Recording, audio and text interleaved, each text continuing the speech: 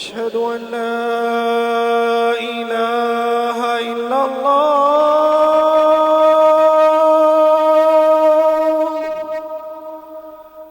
أشهد أن لا إله إلا الله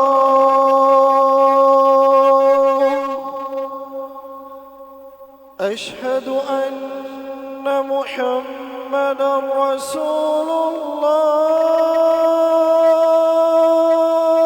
الله أشهد أن محمدا رسول الله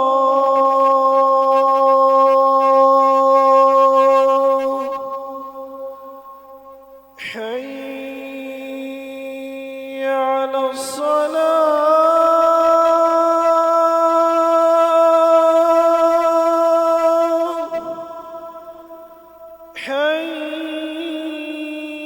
حي على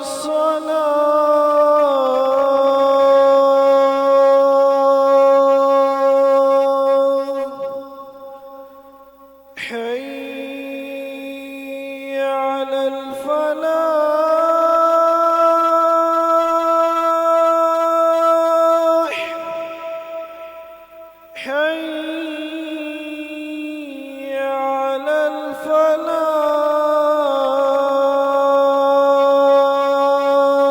الفلاح الله أكبر الله أكبر لا إله إلا الله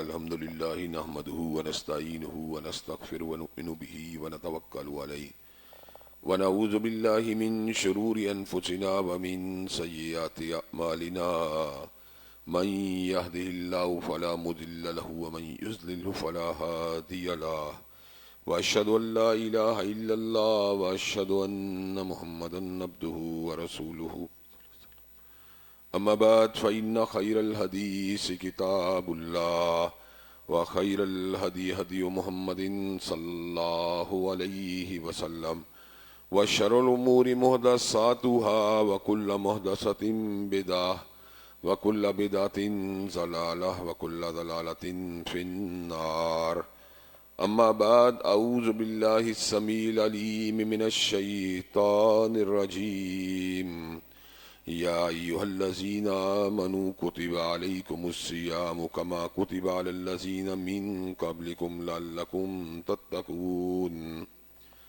ہر قسم کی تعریفات اللہ مالک الملک کے لیے ہیں جنہوں نے جنات اور انسان کو حقیقی معنوں میں اپنی پوجا اپنی بندگی اور اپنی عبادت کے لیے بنایا ہے جنات اور انسان کی تخلیق کا حقیقی اور بنیادی مقصد یہی تھا کہ وہ بارگاہ رب العالمین میں آیا کریں اپنی جبین نیاز کو مالک کائنات کی بارگاہ میں آ کے جھکایا کریں اپنے دست سوال کو کبریا کی بارگاہ میں آ کے پھیلایا کریں اپنی کمر کو حالت رکوع میں اس کی بارگاہ میں آ کے ہم کیا کریں اسی کی تکبیر کی صداؤں کو بلند کیا کریں اسی کی تحلیل کی آوازوں کو اجاگر کیا کریں اسی کی تسبیح گیت گایا کریں چنانچہ ارشاد ہوا وما خلقت الجن والانس الا لیعبدون اور میں نے نہیں بنایا جنات اور انسان کو مگر اپنی پوجا اپنی بندگی اور اپنی عبادت کے لیے حمد و ثنا کے بعد عربہ عرباً گنت اور بے شمار درود و سلام ہوں اس ہستی اقدس و مقدس پر کہ جن کا نام نامی اور اسم گرامی محمد کریم صلی اللہ علیہ وآلہ آلہ وصحبہ وبارک وسلم ہے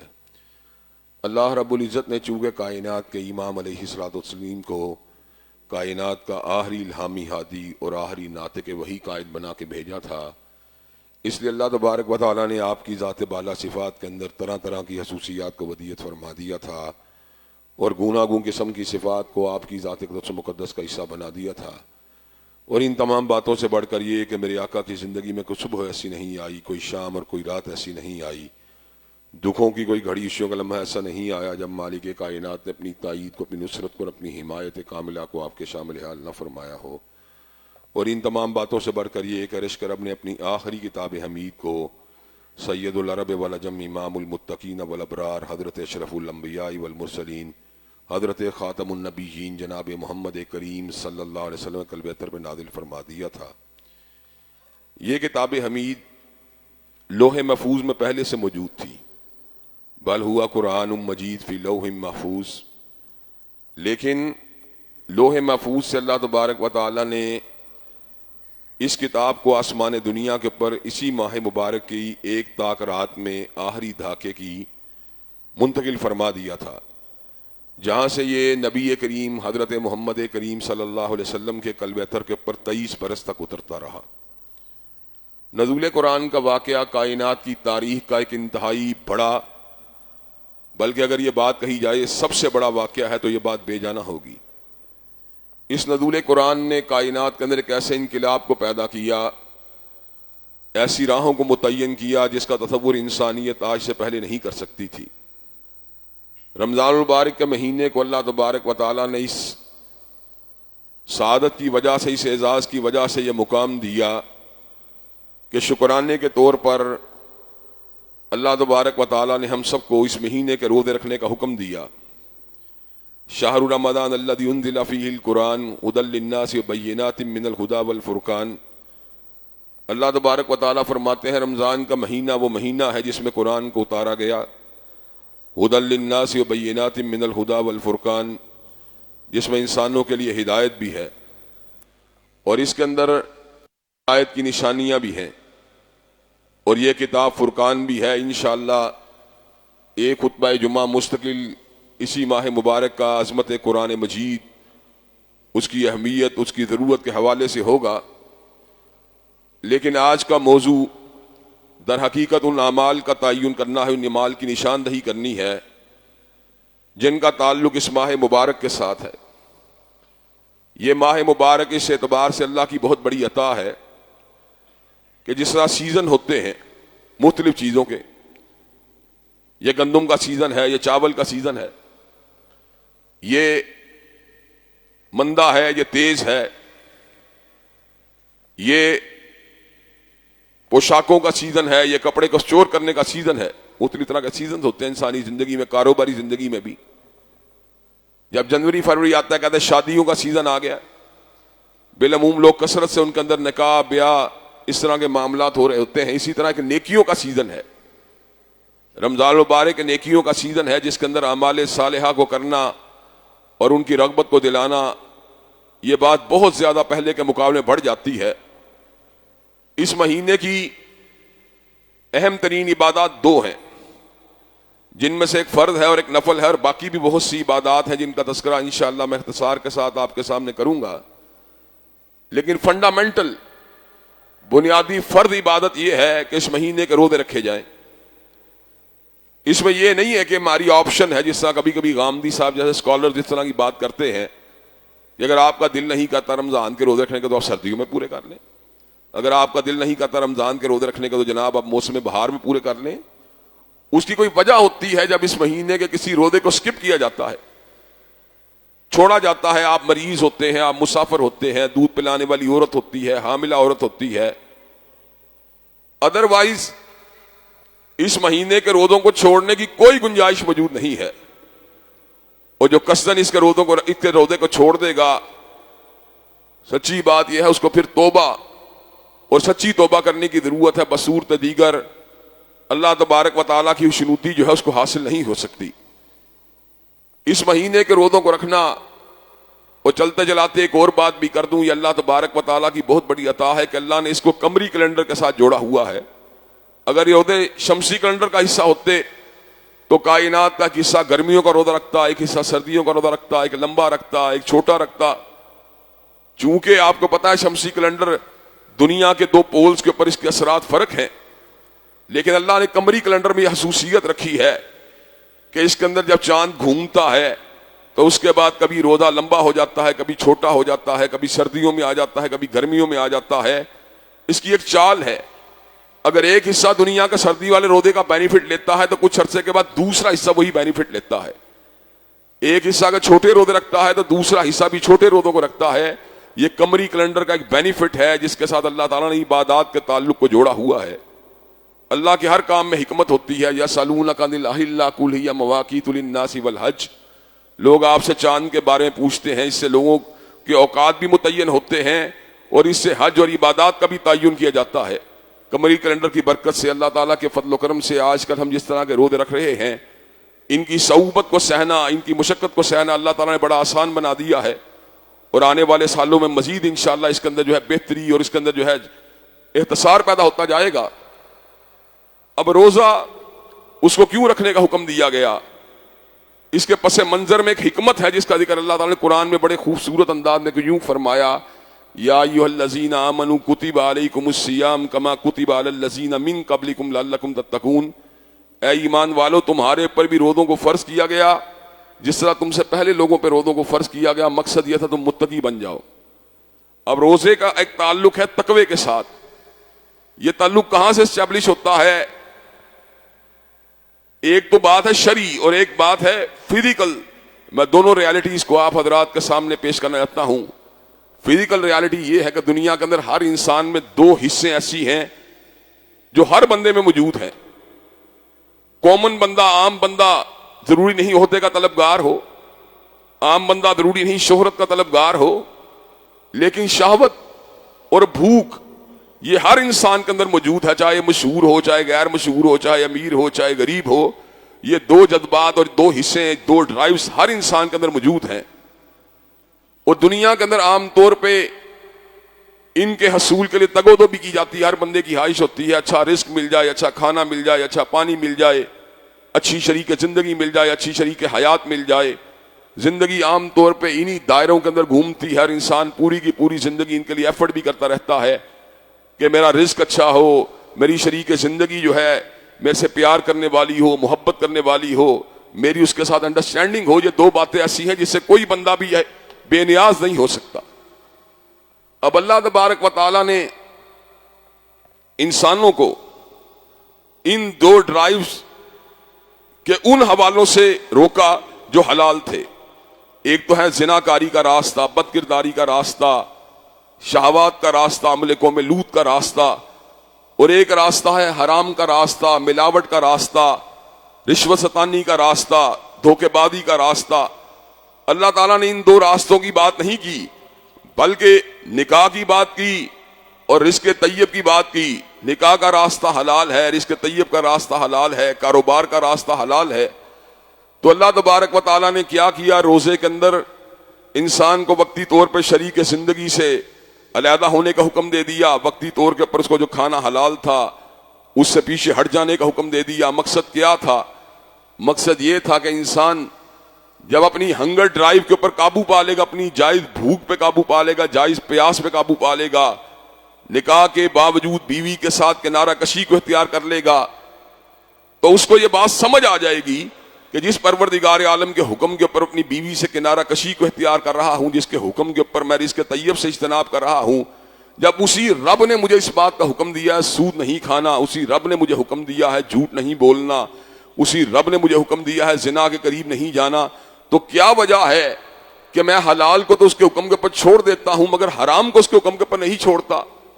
یہ ایک فکر ہے جو انسان میں ڈیولپ ہوتی ہے اگر انسان روزے کی ساخت کے اوپر غور کرے، اس کی کیفیت کے اوپر غور کرے۔ یہ بات نہیں کہ وقتی طور پر انسان کو بس بھوک سے ویسے ہی روک دیا گیا ہے، ویسے ہی پیاس سے روک دیا گیا ہے، ویسے ہی شریک زندگی سے انقطاع کا جو ہے اس کو حکم دے دیا گیا ہے۔ اس کے پس منظر میں پوری حکمت ہے کہ اللہ تبارک و تعالیٰ در حقیقت انسان کو یہ بات سمجھاتے ہیں کہ ایک چیز جو جائز ہے، جب تم میرے حکم کے اوپر اس چیز سے کنارہ کشی کو اختیار کرتے ہو تو میرے حکم کے اوپر اس چیز سے کیوں نہیں رکتے جو حقیقت میں ناجائز ہے؟ روزے کے اندر کھانا اسی طرح حرام ہوتا ہے جس طرح ایک ناجائز کھانا آپ کے لیے عام دنوں میں حرام ہوتا ہے۔ روزے میں آپ کے لیے پانی اسی طرح حرام ہو جاتا ہے جس طرح عام دنوں میں آپ کے لیے ایک ناجائز چیز جو ہے وہ منع ہو جاتی ہے۔ روزے میں آپ کے لیے شریک زندگی کے ساتھ تعلقات اسی طرح ناجائز ہوتے ہیں جس طرح عام دنوں میں ناجائز تعلقات آپ کے لیے جو ہیں وہ حرام ہوتے ہیں. تو جب اللہ تبارک و تعالیٰ کے حکم کے اوپر آپ 30 دنوں کے لیے اس کورس سے گزرتے ہیں تو پھر آپ میں ایک اسپرٹ پیدا ہونی چاہیے. اسپرٹ کیا ہے کہ میں نے انشاءاللہ اللہ تبارک و تعالیٰ کے حکم کے اوپر ہر گناہ سے بھی اجتناب کرنا ہے, ہر برائی سے بھی اجتناب کرنا ہے. تو جو برائی سے اجتناب اللہ کے خوف سے کرنا ہے, اس کو تقویٰ کہتے ہیں. اب آپ تقوی کو روزے کے ساتھ جوڑ سکتے ہیں کہ روزہ عارضی طور پہ حلال سے اجتناب کا نام ہے, جبکہ تقویٰ ہر اس چیز سے اجتناب کا نام ہے جس کو اللہ تبارک و تعالیٰ نے منع کیا ہو. تقویٰ کے لغوی معنی یہ ہیں حفظ شیء مما یؤذیہ او یضرہ, کسی چیز کو ایسی چیز سے بچا لینا جو اس کو نقصان پہنچانے والی ہو. شیشے کا پیمانہ ہے, بلندی سے گرائیں گے ٹوٹ جائے گا. پیتل کا بنا ہوا برتن ہے, آگ کے قریب جائیں گے اس کو پگھل جائے گا.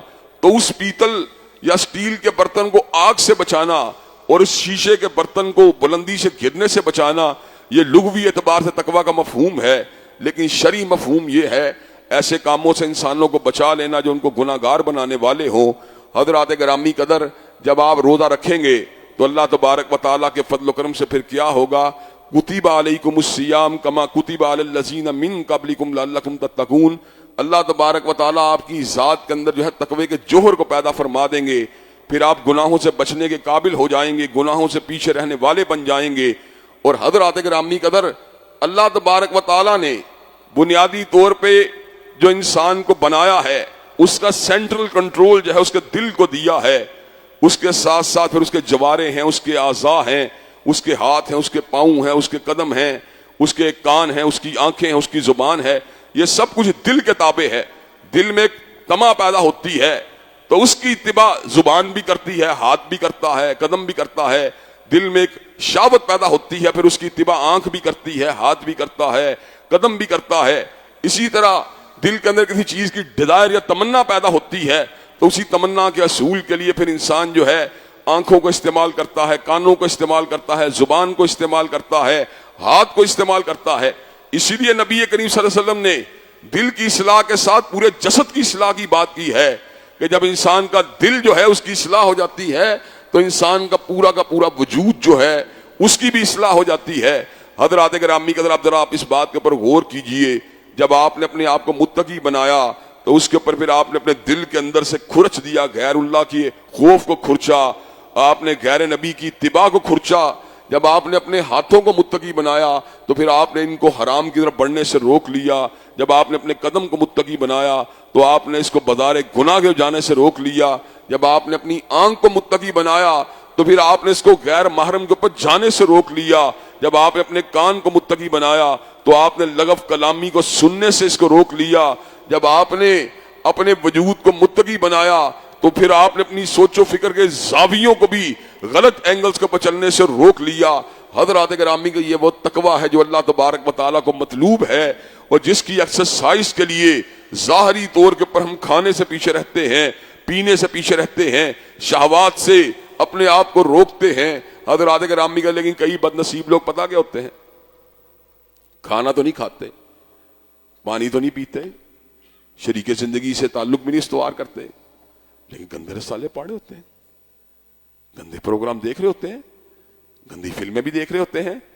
حضرات گرامی قدر, یہ جو ڈائیکوٹمی ہے, یہ جو اعمال کا دل کا اعمال اور آپ کے جو ہے عبادت کے درمیان جو تضاد کی کیفیت ہے, یہ تضاد جو اللہ تبارک و تعالیٰ کو مطلوب نہیں ہے.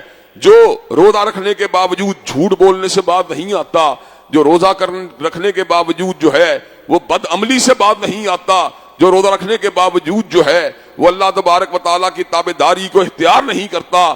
اللہ تبارک و تعالیٰ کو اس بات کی کوئی ضرورت نہیں وہ بھوکا رہے, وہ پیاسا رہے. اللہ کو وہ روزہ مطلوب ہے جس کے اندر تقویٰ کا جوہر موجود ہے, جس میں تقویٰ کا عنصر موجود ہے, جس کے نتیجے کے الٹیمیٹلی تقویٰ آپ کی ذات میں پیدا ہو جاتا ہے. حضرات گرامی کا جب آپ تقویٰ آپ کی ذات میں پیدا ہوتا ہے تو پھر اللہ تبارک و تعالیٰ بشارت دیتے ہیں واتقوا اللہ لعلکم تفلحون, متقی تم بن جاؤ, کامیاب میں کر دوں گا.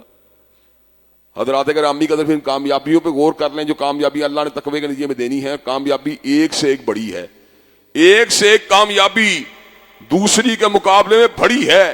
پہلی کامیابی اللہ تبارک و تعالیٰ روزے کے نتیجے میں جو تقوی حاصل ہوتا ہے اور اس کو جب آپ اپنے دل, دماغ, وجود, جوارے پہ طاری کرتے ہیں, اس کا نتیجہ کیا نکلتا ہے؟ وَمَن يَتَّقِ اللَّهَ يَجْعَل لَّهُ مَخْرَجًا وَيَرْزُقْهُ مِنْ حَيْثُ لَا يَحْتَسِبُ. جب تم تقویٰ کو اختیار کرو گے اللہ تمہاری تنگیوں کو دور کر دے گا، رزق وہاں سے دے گا جہاں سے تم گمان بھی نہیں کر سکتے. تنگیاں دور ہو جائیں گی اور رزق وہاں سے ملے گا جہاں سے تم گمان بھی نہیں کر سکتے. حضرات گرامی قدر، میں اس کی آپ کو ایک مثال دیتا ہوں. ایک بندہ ہے، وہ کھانا کھانے سے قبل ہاتھوں کو دھوتا ہے، کھانے کے دوران چبا کے جناب لقمے کو کھاتا ہے، کھانا کھانے کے دوران اس بات کی احتیاط کرتا ہے پانی کو پیتے ہوئے لمبے لمبے گھونٹوں کی بجائے اس کو ٹکڑوں میں تقسیم کر کے پیتا ہے، اور کھانا کھانے کے بعد اپنے آپ کو بالکل نیٹ اینڈ کلین کرنے کی کوشش کرتا ہے. یہ جو احتیاط کرتا ہے بندہ، آپ مجھے یہ بات بتلائیے اس احتیاط کے رزلٹ کوئی نکلیں گے کہ نہیں نکلیں گے؟ اس احتیاط کے نتائج یہ نکلیں گے کہ اس کے کھانے کے اندر جو اس کی ہیبٹس ہیں ان کی وجہ سے وہ بندہ بیماریوں سے بچ جائے گا، تنگی سے بچ جائے گا، پریشانی سے بچ جائے گا. اگر ایک کھانے کے دوران احتیاط کرنے کی وجہ سے انسان کو یہ بینیفٹ مل سکتا ہے تو مجھے یہ بات بتلائیے جب اللہ تبارک و تعالیٰ کی نافرمانی سے اجتناب کیا جائے گا، جب گناہوں سے اجتناب کیا جائے گا، تو جو گناہ کی پولوشن، جو گناہ کے منفی اثرات، جو گناہوں کے منفی نتائج آپ کی زندگی کے اوپر مرتب ہوتے ہیں، کیا آپ ان سے بچیں گے کہ نہیں بچیں گے؟ گناہ جو عقوبت کو لے کے آتے ہیں، جس پریشانی کو لے کے آتے ہیں، جس آزمائش کو لے کے آتے ہیں، جس بیماری کو لے کے آتے ہیں، کیا آپ اس بیماری سے نہیں بچیں گے؟ کیا آپ اس پریشانی سے نہیں بچیں گے؟ اللہ نے ویسے ہی بات ارشاد نہیں فرمائی، من عمل صالحا من ذکر او انثی وہو مؤمن فلنحینہ حیاتا طیبۃ. جو بھی نیک عمل کرے گا، مرد ہو یا عورت ہو، اللہ اس کو حیات طیبہ عطا فرما، طیب زندگی عطا فرما دیں گے. اس لیے کہ گناہ جو ہوتے ہیں یہ تو آپ کی زندگی میں مصائب کو دعوت دیتے ہیں. گناہ جو ہوتے ہیں ان کی وجہ سے زمینوں کے اندر اور سمندروں کے اندر فساد ظاہر ہوتا ہے. ما اصابکم من مصیبہ فبما کسبت ایدیکم. جتنی بھی تکلیفیں آتی ہیں در حقیقت تمہارے نامہ یا مال کی سیاہی کر دیا ہوتی ہیں. ظاہر الفساد فی البر والبحر بما کسبت ایدی الناس. خوشیوں تریوں میں انسانوں کے نامہ یا مال کی سیاہی نے فساد کو ظاہر کر دیا. اب جس وقت آپ گناہوں سے اجتناب کرتے ہیں تو الٹیمیٹلی آپ کی زندگی کے اندر ایک رونق پیدا ہوتی ہے، آپ کی زندگی میں ایک بہار آتی ہے، آپ کی زندگی میں ایک طاقت آتی ہے، آپ کی زندگی میں ایک سکون آتا ہے، آپ کی زندگی میں اللہ تبارک و تعالیٰ کی طرف سے ایک رحمت اور سکینت کا نزول ہوتا ہے. تو اللہ تعالیٰ نے بجا طور پر ارشاد فرمایا، من یتق اللہ یجعل لہ مخرجا ویرزقہ من حیث لا یحتسب. متقی تم بن جاؤ، تنگیاں تمہاری میں دور کروں گا اور رزق وہاں سے دوں گا جہاں سے تم گمان بھی نہیں کر سکتے. ومن یتق اللہ یجعل لہ من امرہ یسرا. جو متقی بن جائے گا اللہ تبارک و تعالیٰ اس کے معاملات کو آسان بنا دے گا. ومن یتق اللہ یکفر عنہ سیئاتہ ویعظم لہ اجرا. جو متقی بن جائے گا اللہ تعالیٰ اس کے گناہوں کو معاف کر دے گا، اجر کو دو چند بنا دے گا. اور اگلی بات جو بڑی ہی دلچسپ ہے وہ یہ ہے کہ جس طرح انسان میں ہنگر ڈرائیو ہے، جس طرح انسان میں کمپینین شپ کی ڈرائیو ہے، اسی طرح ہر انسان عزت کا بھی طلبگار ہے. بیوی انسان سے اکھا بولے انسان جناب بیوی سے دور ہو جاتا ہے، بہن اس کے ساتھ برا رویہ اپنائے بہن سے دور ہو جاتا ہے، بھائی اس سے منفی رویہ اپنائے بھائی سے دور ہو جاتا ہے، بیٹا باپ کی بھی ادبی کرے بندہ بیٹے سے دور ہو جاتا ہے، باپ زیادہ سختی کرے بیٹے کے دل میں ملال آ جاتا ہے. تو عزت جو ہے وہ ہر بندے کے دل میں ہوتی ہے کہ یار اس نے مجھے اوئے توئے کیوں کر کے پکارا. کئی لوگوں میں بڑی ہینڈسم تنہا مل رہی ہوتی ہے، لیکن اس جگہ پہ ان کی عزت کو جب ہاتھ ڈالا جاتا ہے، ان کی بےزتی کی جاتی ہے، گالی دی جاتی ہے، تو وہ لوگ وہاں سے جناب صرف کرنا چھوڑ دیتے ہیں. وہ کہتے ہیں ہم ایسی جگہ پہ کام نہیں کر سکتے جہاں پہ عزت نہیں ہے. حضرات گرامی قدر، دنیا میں عزت کی طلب کے لیے انسان پیسے کو کماتا ہے، اچھے لباس کو پہنتا ہے، اچھی گاڑی کو استعمال کرتا ہے، اپنی شادی بیاہ پہ اخراجات کرتا ہے، اپنے معمولات میں پیسے کو لگاتا ہے. حضرات گرامی قدر، لیکن عزت کے حصول کا آسان ترین طریقہ کیا ہے؟ ان اکرمکم عند اللہ اتقاکم. اللہ کی نظر عزت والا وہ ہے جو متقی بن جائے گا. اللہ کو اس بات کی پرواہ نہیں کہ تو نے پی ایچ ڈی کی ہے یا نہیں کی. اللہ کو اس بات کی کوئی پرواہ نہیں تیرا کاروبار کروڑوں میں ہے کہ لاکھوں میں ہے. اللہ کو اس بات کی کوئی پرواہ نہیں تو نے پینٹ شرٹ پہنی ہے کہ شلوار قمیض پہنی ہے. اللہ کو اس بات کی کوئی پرواہ نہیں تیرے ہاتھوں میں گھڑی جو ہے وہ 30,000 کی ہے یا 30 لاکھ کی ہے. اللہ کو اس بات سے کچھ فرق نہیں پڑتا تو کالا ہے یا گورا ہے. اللہ کو اس بات سے اللہ تبارک و تعالیٰ کی نظر اس بات کے اوپر ہے کہ تو اس کے احکامات کی تابعداری کرتے گناہوں سے بچتا ہے کہ نہیں بچتا. انہ لا ينظر الى صورکم ولا الى اموالکم ولکن ينظر الى قلوبکم واعمالکم. وہ تمہارے چہروں کو وہ تمہارے اموال کو نہیں دیکھتا بلکہ وہ تمہارے دلوں کو دیکھتا ہے, تمہارے اعمال کو دیکھتا ہے. اور اسی مناسبت سے پھر انسانوں کی کو عزت بھی دیتا ہے. لا فضل لعربی علی اعجمی, کسی عربی کو اجمی میں کسی اجمی کو عربی کے اوپر کوئی فضیلت حاصل نہیں مگر تقویٰ کے ساتھ. حالانکہ عربی بولنے والا ظاہری طور پہ اجمی سے بہتر ہے, لیکن اگر اس کے اعمال جو ہیں کتاب و سنت سے مطابقت نہیں رکھتے وہ نیچے ہے. ابو لہب کا قبیلہ کتنا بڑا تھا, ہاشمی تھا, مطلبی تھا, قریشی تھا, یعنی دنیا کے چوٹی کے قبیلے تعلق رکھتا, لیکن تقوی سے محروم تھا. اللہ نے کہا تبت یدا ابی لہب وتب ما اغنی عنہ مالہ وما کسب, کہ ابو لہب کے ہاتھ ٹوٹ جائیں, وہ تباہ و برباد ہو جائے, اس کا مال اسے کسی کام نہیں آیا, اس کا پیشہ اسے کسی کام نہیں آیا. کیوں؟ اس لیے تقوی نہیں تھا. اس کے مد مقابل سیدنا بلال حبشہ سے آئے تھے, قبیلہ کنبہ ساتھ کوئی نہیں تھا, سوشلائزیشن بھی کوئی نہیں تھی, مال و متاع بھی کوئی نہیں تھا, لیکن بلال کے پاس وہ جوہر تھا, وہ ایسٹ تھا جو اللہ کو پسند ہے. بلال متقی تھا, اللہ سے ڈرنے والا تھا, اللہ کے خوف میں رچا ہوا تھا, اللہ کے خوف میں ڈوبا ہوا تھا, خواہشات کو دبانے والا تھا, اپنی خواہشات پہ کنٹرول کرنے والا تھا. نتیجہ کیا نکلا؟ آقا نے معراج سے پلٹ کے کہا جب میں جنت میں گیا تو میں نے بلال کے جوتوں کی آہٹ کی آواز کو سنا ہے. یہ مقام بلال کو حاصل ہوا کس لیے حاصل ہوا؟ اس لیے کہ متقی تھے بلال. تو دنیا والے تو ہو سکتا ہے ہماری مالی کمزوری کو دیکھ کے, ہماری پی آر کو دیکھ کر, یا ہمارے کاروباری تنگی کو دیکھ کر, یا ہمارے پرانے لباس کو دیکھ کر, یا ہمارے پیبند لگے ہوئے کسی جراب کو دیکھ کر ہو سکتا ہے ہمیں لیٹ ڈاؤن کر دیں, لیکن اللہ کے نزدیک یہ باتیں بانی حیز نہیں. اللہ کے نزدیک میننگ فل بات یہ ہے کہ آپ اس سے ڈرنے والے ہیں, آپ متقی ہیں, آپ کے دل میں اللہ تبارک و تعالیٰ کی خشیت ہے, آپ کے دل میں پروردگار عالم کا خوف ہے, آپ اس کے خوف کی وجہ سے گناہوں سے اجتناب کرنے والے ہیں. تو نتیجہ کیا نکلے گا؟ ان اکرمکم عند اللہ اتقاکم, اللہ آپ کی عزت کو بڑھا دے گا. اور اسی کے اوپر بس نہیں کیا بلکہ کولیکٹیو عروج کی بات کی, کولیکٹیو کامیابی کی بات کی, اجتماعی عروج کی بات کی. اللہ نے سورہ آراف کے اندر بھی ان اقوام کا ذکر کیا جن پہ زوال آیا.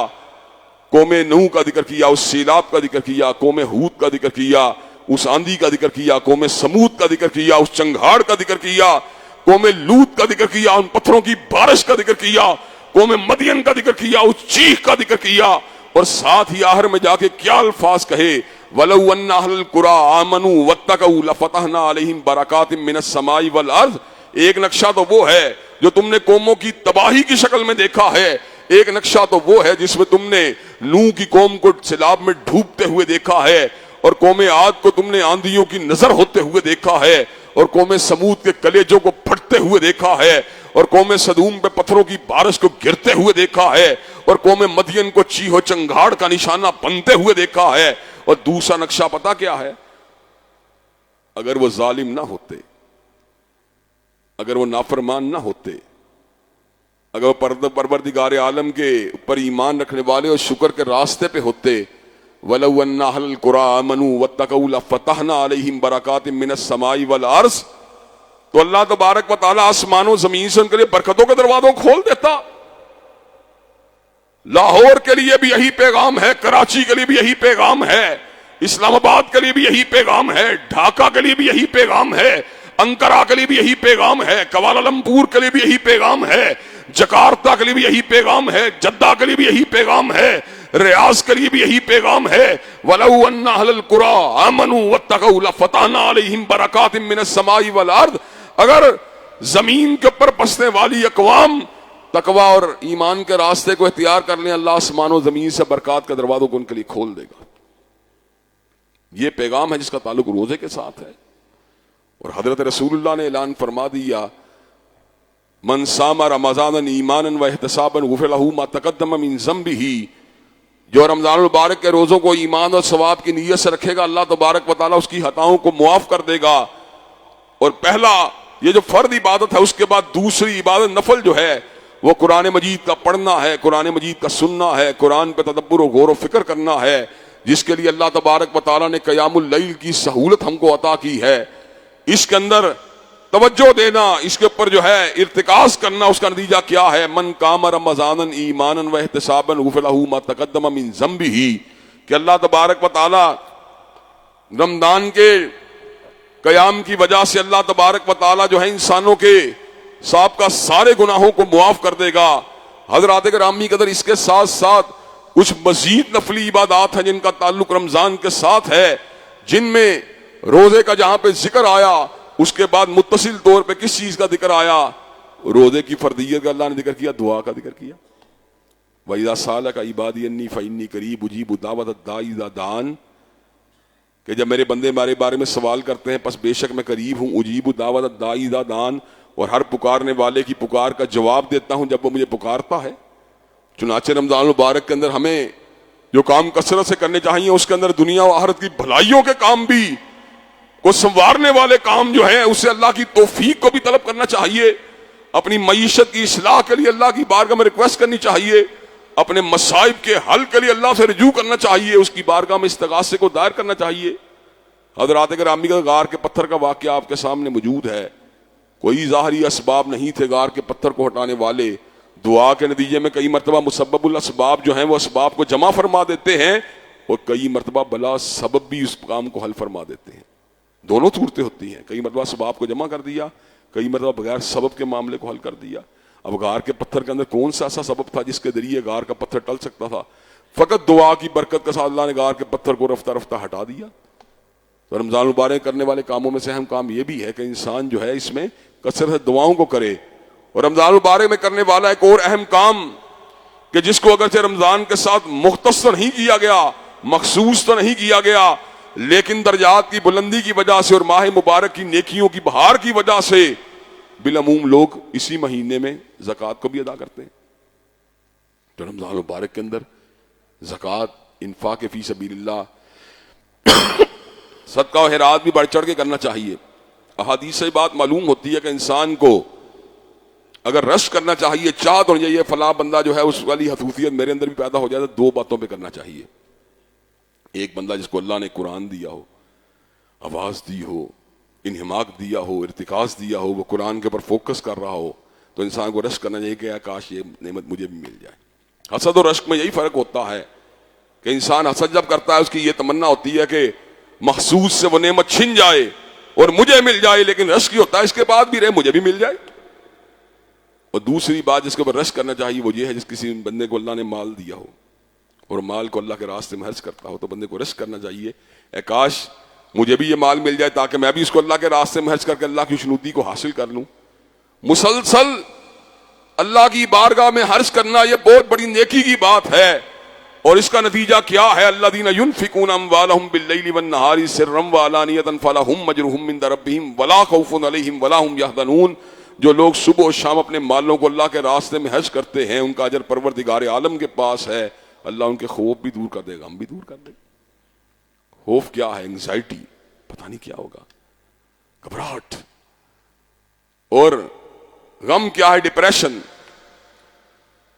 والد فوت ہو گیا، کیفیت دور نہیں ہو رہی، مالی نقصان ہو گیا، کیفیت دور نہیں ہو رہی۔ میں نے زندگی میں ڈپریشن کے ایسے مریض بھی دیکھے ہیں جو بڑے قوت ارادی کے مالک تھے، بڑے زور آور تھے، بڑے مال والے تھے، لیکن ایک ہی کاروباری جھٹکے نے ان کو جناب اتنا ڈپریس کر دیا کہ دوبارہ کاروبار کی ہمت ہی دوبارہ پیدا نہیں ہوئی۔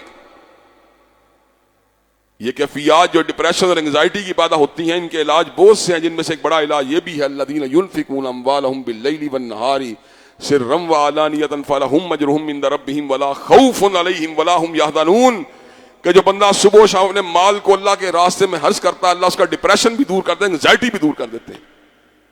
حضرات گرامی کا رمضان میں کرنے والے کاموں میں سے ایک اہم کام عمرہ بھی ہے. اللہ تعالیٰ نے موقع دیا ہے رمضان کو عمرہ کریں. اتنا ثواب ہے حدیث طیبہ کے مطابق. ایک روایت میں حج کا ثواب ہے اور دوسری روایت کے مطابق رسول اللہ صلی اللہ علیہ وسلم کی میت میں کیے جانے والے حج کا ثواب ہے. آپ کی ہمراہی میں کیے جانے والے حج کا ثواب ہے. مال کو صحیح سفر پہ خرچ کرنا یہ بھی بڑی سعادت کی بات ہوتی ہے. کئی لوگوں کا ٹورزم جو ہے ان کو اتنا اوبسیس ہو جاتے ہیں اس کے ساتھ کہ جناب میں نے لندن جانا ہے, میں نے فرانس جانا ہے, میں نے پیرس جانا ہے, میں نے جنیوا جانا ہے, میں نے گریس جانا ہے, میں نے بینکاک جانا ہے, میں نے فلاں جگہ جانا ہے, فلاں جگہ جانا ہے. تو فیق نہیں ملتی بیت اللہ کی. اور کئی ایسے بھی ہوتے ہیں جب تھوڑا نفع ہوا بیت اللہ پہنچ گئے, جب تھوڑا نفع ہوا بیت اللہ پہنچ گئے. ایسے بھی لوگ ہیں. تو جو لوگوں کا یہ معمول ہوتا ہے, اور کئی جناب میں انہیں کیا کہوں, بار اللہ ان کو ہدایت دے. مرزا جیل میں جیسے لوگ بھی ہوتے ہیں جو کہتے ہیں حاجی ایک باری کر لیا دوبارہ کبھی جانا ہی نہیں وہاں, عمرہ ایک باری کر لیا دوبارہ کبھی جانا ہی نہیں وہاں. کیوں نہیں جانا بھائی؟ عبادات کو ریپیٹ کرنے کی کوشش کرنا, اس سے انسان کی زندگی میں برکات پیدا ہوتی ہیں. اللہ تبارک و تعالیٰ کے نبی پاک کی احادیث سے بات معلوم ہوتی ہے کہ جو بندہ پے در پہ حج و عمرہ کرتا رہتا ہے اللہ اس کا رزق بھی بڑھا دیتے ہیں, گناہ بھی معاف کر دیتے ہیں. حضرات گرامی قدر, یہ تو محبت کی بات ہے, یہ تو پیار کی بات ہے. سچی بات یہ ہے اللہ نے مجھے بڑی مرتبہ اور ایسے دوار بھی آئے کہ میری معیشت اتنی مضبوط نہ تھی لیکن پھر بھی کوئی سبب بن گیا, میں پھر جناب عمرہ کرنے کے لیے چلا گیا. حضرت علامہ صاحب کی شہادت سے لے کر آج تک درجنوں مرتبہ اللہ تعالیٰ نے مجھے وہاں جانے کی سعادت دی ہے. لیکن سچی بات آپ کو بتلا رہا ہوں, جب بھی بیت اللہ سے طواف وداع کر کے نکلا ایک ہی تمنا, یہ اللہ دوبارہ جلد اپنے گھر میں لے کے آ جائے. پھر یہی تمنا پیدا ہوئی. یار انسان نے کہاں جانا ہے؟ یہی اللہ کے گھر ہوتے ہیں, یہی اللہ تبارک و تعالیٰ کی چوکھٹ ہوتی ہے, یہی اللہ کی بارگاہ ہوتی ہے جس میں بار بار جانا بڑی مزے کی بات ہوتی ہے, بڑی جناب ایک اسپرچول اور روحانی کیفیت ہوتی ہے. اللہ تبارک و تعالیٰ ہم سب کو مالی طور پہ اس قابل بنائے کہ ہم بار بار عمرہ کرنے کے لیے جائیں. اور حضرات گرامی قدر رمضان مبارک کا عمرہ تو کیا بات ہے, بڑی ہی ایک سعادت کی بات ہے, بڑی جناب ایک اللہ کی طرف سے ایک رحمت والی بات ہے. اور حضرات گرامی قدر اس کے بعد دو کام مزید کرنے والے ہیں رمضان میں. ایک لیلۃ القدر کی جستجو, ایک اعتکاف. ویسے تو لیلۃ القدر کی جستجو ہوتی ہے, اس کے لیے ہر بندے کے لیے دروازہ کھلا ہے. مغرب سے لے کے فجر تک جناب 5 راتیں جناب آپ گھٹنا باندھ کے بیٹھ جائیں تو لیلۃ القدر تو ملی کڑی ہے آپ کو. اب آپ جو ہے صرف یہ ایسٹیمیٹ لگاتے ہیں 21ویں تھی کہ 23ویں تھی. یار ساری راتوں کو جاگ لو ایک مرتبہ, انشاءاللہ جو بھی ہوگی اللہ تعالیٰ تمہارے نصیب میں کر دے گا. لیکن اس کے لیے ایک مزید جو اس کو تلاش کرنے کے امکانات میں مواقع بڑھ جاتے ہیں وہ اعتکاف کے ذریعے بڑھ جاتے ہیں.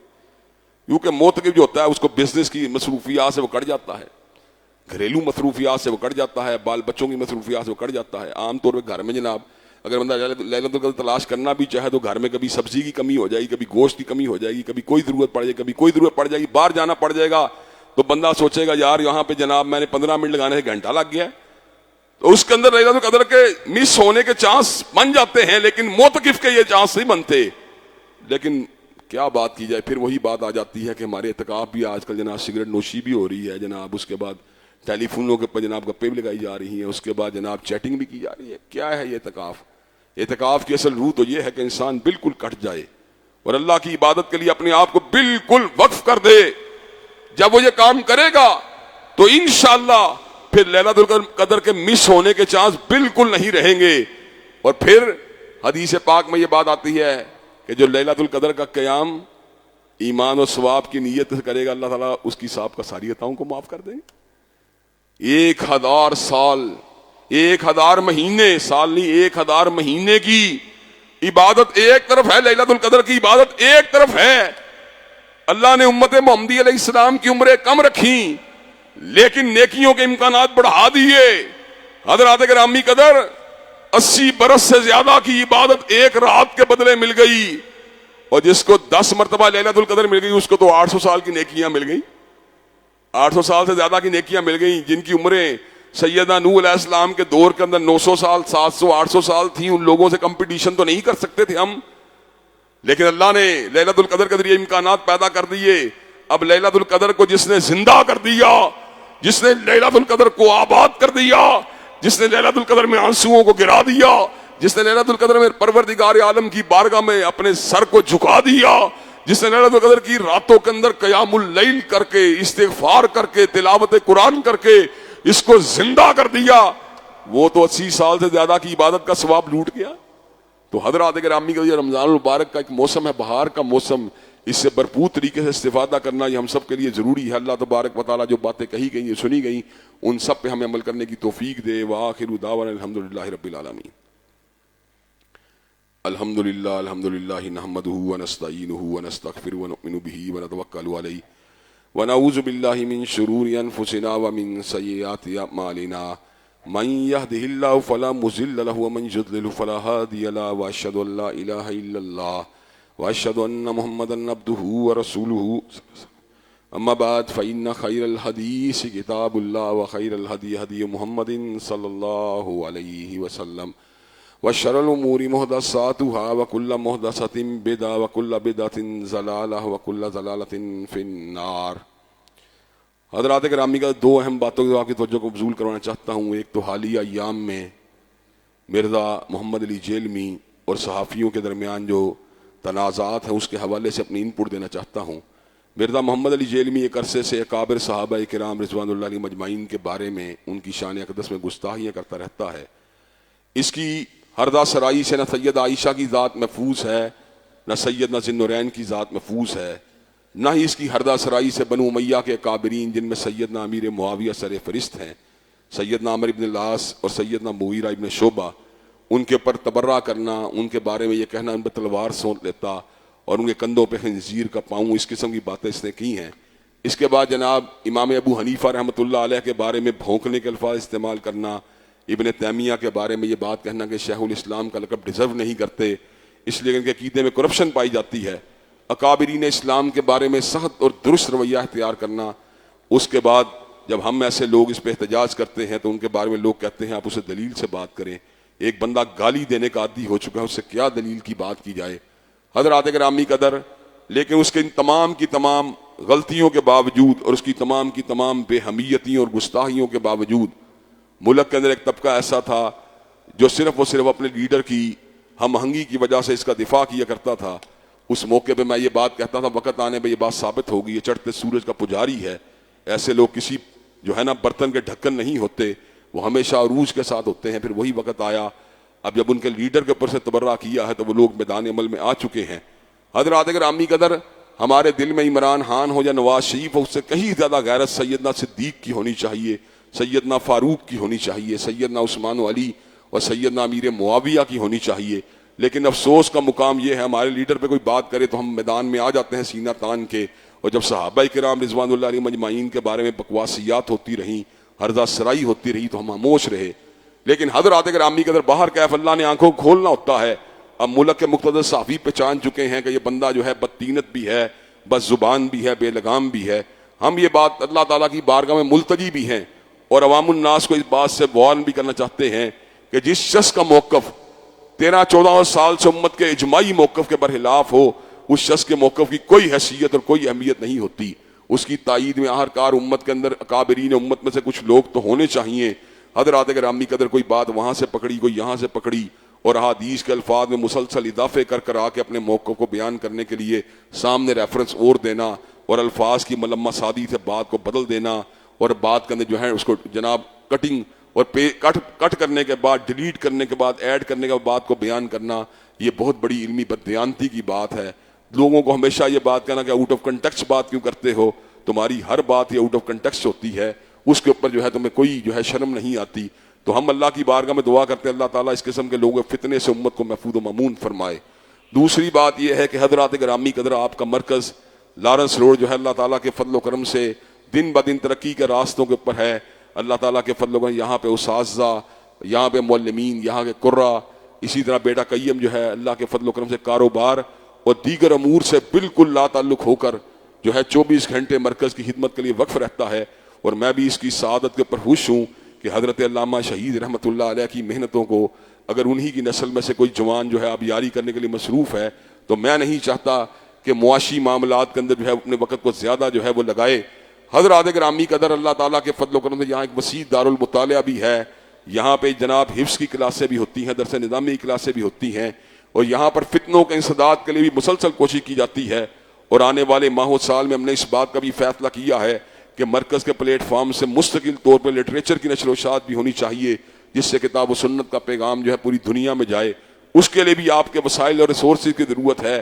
آپ کو پتہ ہے دن بدن اس مسجد کی خوبصورتی، اس کی خوشنمائی اور اس کی صفائی کے اندر بتدریج اضافہ ہی ہوتا رہا ہے، تو یہ باتیں جبھی ممکن ہوتی ہیں جب کسی عمارت کے ساتھ، کسی مرکز کے ساتھ، کسی ادارے سے وابستہ لوگ جو ہیں اپنے وسائل کو اس کے اندر لگاتے ہیں۔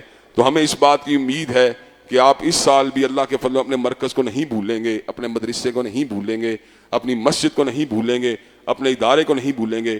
انشاءاللہ علاج اور معالجے کے حوالے سے بھی یہاں پہ یونٹ کو قائم کیا جائے گا، جس کا ڈیالسس اور ڈیلیوری کیسز کو خصوصیت سے فوکس کیا جائے گا۔ اللہ تبارک و تعالیٰ جو ہمارے فیوچر کے تمام ارادے ہیں ان کو پائے تکمیل تک پہنچائے، اور ہمیں دین کے کام میں، انسانیت کی خدمت کے کام میں بڑھ چڑھ کے حصہ لینے کی توفیق دے۔ ان اللہ یامر بالعدل والاحسان وایتاء ذی القربى وینہی عن الفحشاء والمنکر والبغی سبحان ربک رب العزۃ عما یصفون والسلام علی المرسلین والحمد للہ رب العالمین۔